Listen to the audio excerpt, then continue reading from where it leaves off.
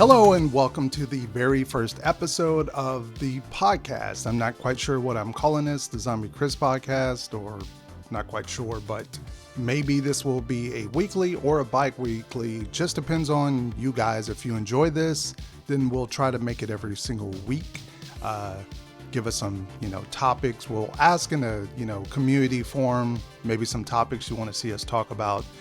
On today's podcast, we are talking of course, Horror Nights, because you can't get away from Horror Nights when it comes to Universal. Obviously, there we go. It's always funny how podcasters always got to fiddle with the mic. It's just something that you do, even when you're in mid-recording. You got to fiddle with the mic. It's just something.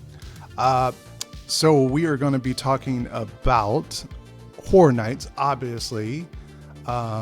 Ticket sales have dropped. There was some details that I kind of skipped out on there, but we're going to talk about that.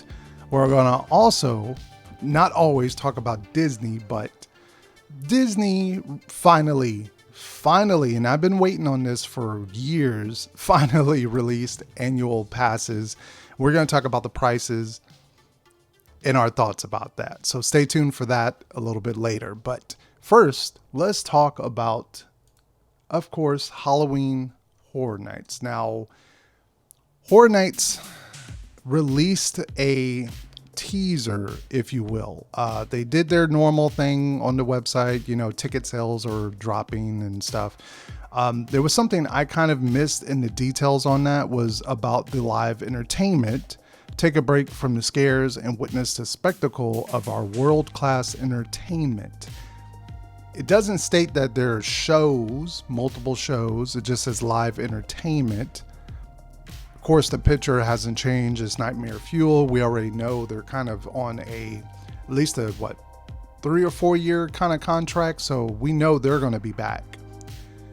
But there's no Lagoon show. There's currently no Lagoon show because they're working on whatever the next Lagoon show is supposed to be. So I don't think they're going to have one, obviously, for Halloween Horror Nights this year. So kind of sucks. I always look forward to the Lagoon show. It's always cool to stand around the lake and It's always cool to stand around that open area and see the show, especially going on in the background, and just adds to the overall atmosphere. So that just kind of sucks on that operating standpoint for Horror Nights.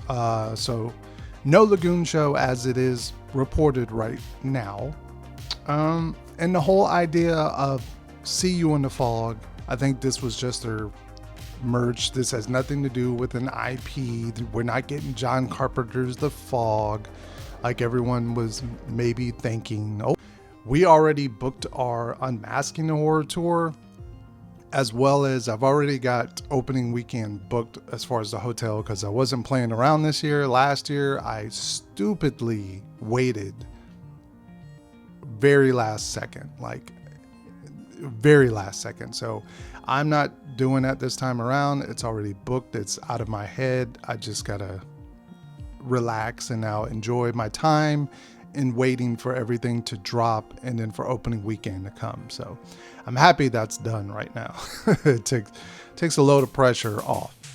So if you haven't already, I would book quite soon. Or at least, go ahead and book it. You can always cancel it. You can always change it or try to change it, but just book it in advance so you don't have that stress later on. It says new account I have possessed under the TikTok video. And if you notice, this TikTok account is for both Universal Orlando and Hollywood. So it's not quite an Orlando account, and maybe it's just a tease for an icon coming to their event solely. The video is strictly for both Horror Nights. It's synonymous with both. So if they were going to do an icon like, let's say, Bloody Mary, which I would hope to see her return, I don't think they're going to do an icon for both, because Hollywood typically doesn't do icons unless it's, Hollywood Harry and that's pretty much it. Like, they don't do really icons like we do in Orlando or used to do. So this video is kind of featured for both. It's not featured just for Orlando. So that leads me to speculate that this is just an overall theme of this year's legends or urban legends coming true, and not quite, the legend or an icon coming. I could be wrong. Just stating that I could be wrong, but I don't believe that's what it is. Don't think so. Now we can move on. I think that is it for now. There's not really much going on at Universal. Mardi Gras is almost soon wrapping up, so we're going to see what's the next phase. Are they going to announce an opening date for the Villain Con attraction? It may be finally announce the hidden but ever so not so hidden Minion Cafe. Maybe they're going to do a full announcement of Minion Cafe is going to open along with Villain Con. We're just going to have to wait and see on that in the upcoming months. But I'm predicting if it is going to open, it's going to probably be sometime in May, maybe towards the end of May, to be open for, the summer crowds. And speaking of summer crowds, what's interesting to note is I have a preferred annual pass to Universal. Had it for maybe 2 years, I think 2-3 years at this point. And even I don't go to Universal all the time. I make it there maybe once every other month. Keep in mind, for those folks who don't know, I don't live around the corner to Universal. I don't live 30 minutes away. I live over 2 hours, little over 2 hours away from the park. So when there's something for me to cover, if it's like speculation or let's say a new restaurant, it's not fundable for me to plan out a whole day to drive down there, wake up at like 5 a.m. and drive down there just to do a video on a new restaurant opening and then spend a couple hours in the park and then drive back. Like, that's not feasible, because that pretty much takes up my whole entire day, waking up at like 5 a.m., driving down there, waiting for the restaurant or attraction to open, and then filming, and then spending a couple hours at the park and then driving back home, and then being tired probably for the rest of the day just from all the experience of walking and waking up early. And then making the video in hopes that the video is going to at least, generate a little bit of traction for the channel, and maybe I can make a little bit of money, just a little bit of a few couple dollars back, to kind of cover at least the cost of the meal or something. It's not exactly, feasible. So when there is something like Horror Nights, Scare Zone construction going on, I have to plan out like a week or two in advance, because my schedule at work changes. It's not a steady schedule. I'm not a full-time YouTuber. I work close to 40 hours a week, so it fluctuates. I could be off on a Monday, and then next week I could be off on a Thursday. So it's always different. Every single week my schedule changes, so it's kind of hard to just on a whim go down to the park. And for me, driving, I enjoy driving, and 2 hours is not bad. It could be far, far, far worse, but 2 hours in the car there, 2 hours back. I just filled up my tank. It costs close to about $38 for me to fill up for gas. So think about this. If I filled up and that's near almost empty, that's $38. I fill up, I drive there, I drive back, and I'm probably going to have to put another maybe $20, $25 of gas back into the car. So 30, 40, 50. I'm looking at close to $60 of gas just going like that for me to go down to the park for a couple hours. So it's very, very hard for me to get down there for certain things. So keep that in mind. If it's something like Horror Nights opening weekend, obviously I can go. I plan that future proofing. But if it's like, oh, they put up a tent or a structure over in New York for Horror Nights, I'm not going to just spring down there on the whim just to cover that for like a second. You know what I mean? It's cost versus travel versus results. You know, it's one of those things you got to kind of calculate. That was a long tangent there, long side road. But to talk about with the Universal Pass, I know that I don't go certain months. Obviously, if it's summer, I don't go to Universal. June, July, I don't go. I just eat the cost of my pass on those months. I'm not going to go because it's just craziness during the summer.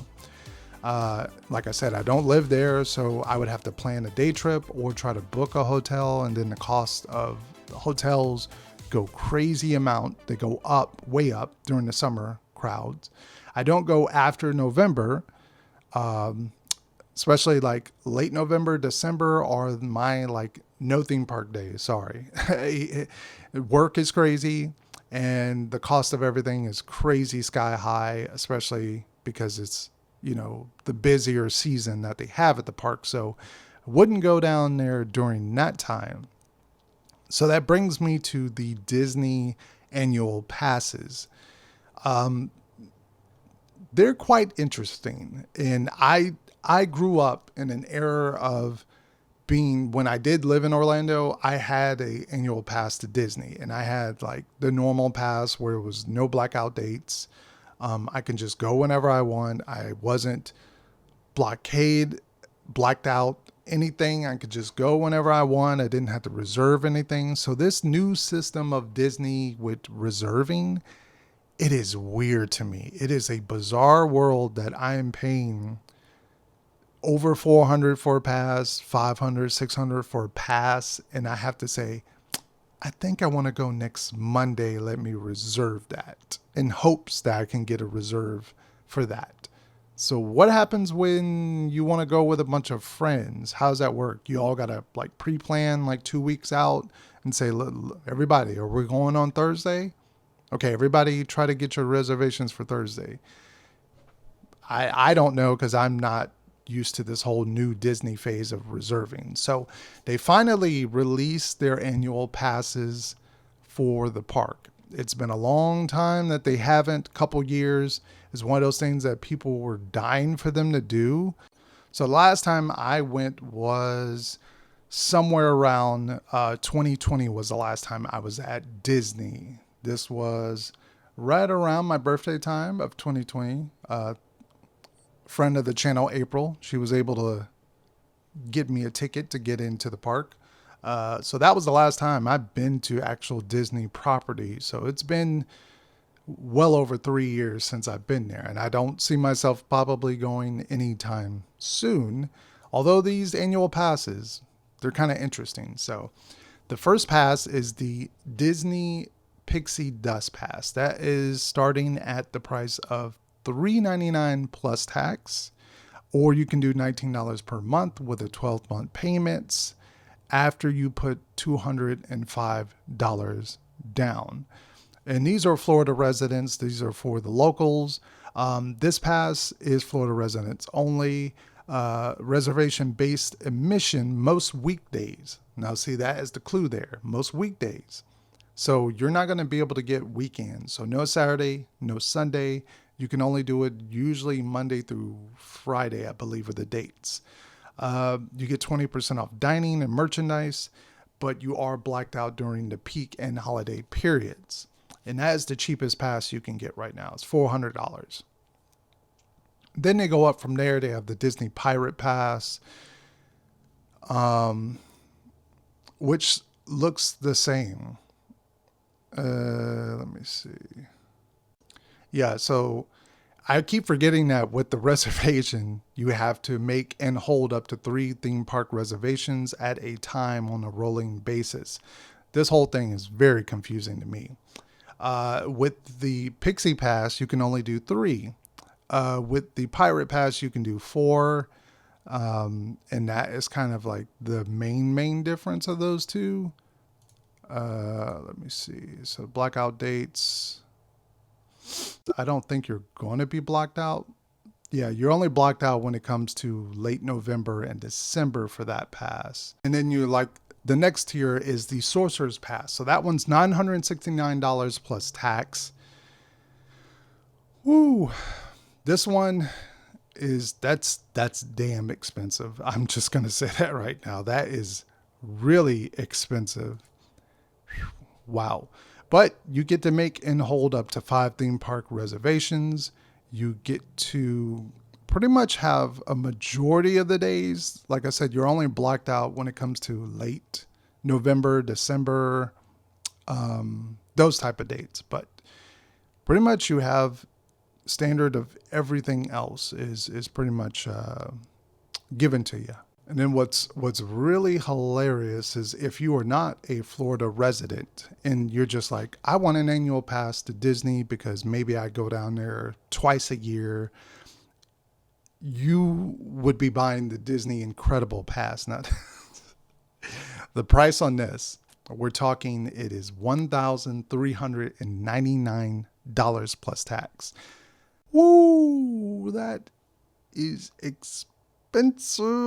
Holy shoes. Holy shoes. That is expensive. $1,399 is super expensive. Holy crap. That is a payment of $108 every single month for 12 months after a $205 payment, which pretty much they're all that same standard thing that you drop a $205 and then you pay however per month. Obviously, this pass is for those who have money, who are wealthy, who are a bit above the middle class, because if it's $1,399 for one person, what if it's a family of 4? Are you going to be paying close to almost $5,000 a year for passes? You have to literally live like, you have to be either very wealthy or a content creator where most of your stuff relies on Disney content and you can justify this cost, maybe tax wise, or maybe you can just eat the cost because you make at least enough to cover it off of your videos. Or you like live down the street from Disney and you're like, for me, the Pixie Pass would be the closest one I would get. But like I said, you can only go Monday through Friday, which I'm okay with that. I don't have to go to the theme park on a Saturday or Sunday, but I'm already paying for the Disney Pass or Universal Pass. Sorry. I'm already paying for that annual pass, let alone with Horror Nights and that cost of the Frequent Fear Pass. That's going to be crazy. Already booked, like I said, Unmasking hotel for opening weekend. It doesn't include if they did anything extra, this character dining, any other stuff, maybe, California coming up, maybe that. So that's all stuff that I consider into the budget for the year of the channel when it comes to covering stuff. And plus, I don't cover Disney on this channel. I'm only doing this part of the podcast because, like I said, this is a free form of us to just kind of just sit here and ramble a little bit. And if it, benefits you guys, then that's cool. If not, that's cool as well. Yeah, Disney.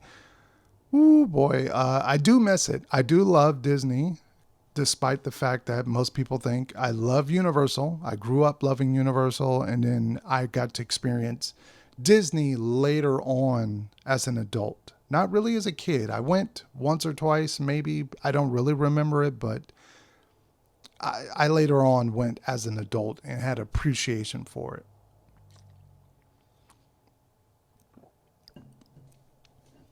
So this pass would probably be the closest one. Maybe I would consider it in future presents, but as of right now, it's not something I'm really leaning towards. And like I said, buying that pass and paying $19 a month is not bad to have that pass. And I just kind of have to reserve. So it's something I would consider maybe in the future, maybe next year or so down the line. I would consider that, but not quite at this moment, like I said. And then we got to consider, Epic Universe is going to be coming. That's going to be another tier we're going to have to add on to our annual passes. Who knows how much the cost is going to be on that one. Oh man, it's going to get expensive to be a theme park fan. I'm just telling you right now. If you think it's already costing a lot now, get ready. Start saving your coins, whatever you can, because it's just going to get expensive from here on out. It's an expensive thing. And that's why most of us do this. That's why we do YouTube. I mean, not that we're making huge amounts of money off of this, but to be open and honest, the money I make from this channel, which is not much, it does, depending on the amount, it can pay for my frequent fear pass. And that's about it. I don't take home any extra. I pretty much pay for the pass. Maybe I have a little bit left over, and that's about it. But that depends on how well we did for the year. And how well we are at the videos making traction and views and money. We don't have any sponsorships on the channel, so I'm not making extra money off of that type of way. So we kind of lean on the video and really our daytime jobs as well, or at least those who are doing this as a side gig and not a full-time creator. So for me, it would be like just for me to go to Disney to enjoy the parks and take photos. I wouldn't be vlogging there or making videos at Disney because it's just not my crowd. That's not my subscriber base for this channel. Yeah, that whole world of Disney is something else. That's all I'm going to say. It's something else. But that is it on the first episode of this whole thing, the podcast. Just wanted to freeform, just put it out there, talk a little bit. That's it on the podcast. Let me know down in the comment section if you like this sort of thing, if you want to see this every week. If you do, I'm sure I will be asking for some topics for next week. If something else drops, we will be covering it on this. So that is it. Thank you all for tuning in to the first episode of this podcast. I am out. I have to work later tonight and close, so I won't even get out of work until do YouTube full time. All right. I am out of here. Goodbye.